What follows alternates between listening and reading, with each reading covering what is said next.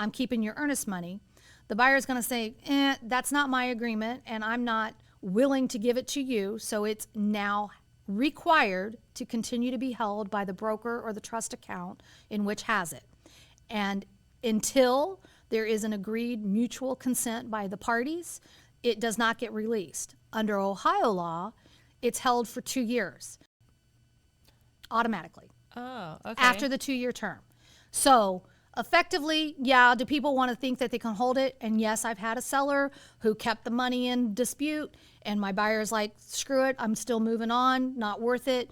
Neither party felt it was worth going to court over because it wasn't enough money to fight over in that respect.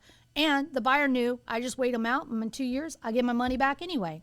And that's what happened. Wow. But it's different everywhere, depends on where you are. So please make sure you're checking where you live. Yeah. But in our area, that's the rules around that.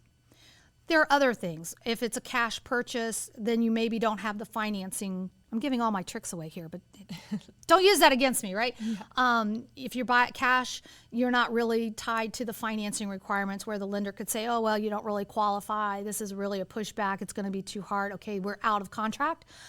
Or that the appraisal, if you're a cash buyer, if you don't check the box and you're not going to require the appraisal to be of value, you might have just hurt yourself. This is why you use a professional. Because we do this all the time. We know these ins and outs. As my client, whether you're the seller or the buyer, we know what it is that we're supposed to do to protect your best interest. And if there is a requirement for a loophole to try to get out of, what is within that process that's acceptable and easier for you to do that?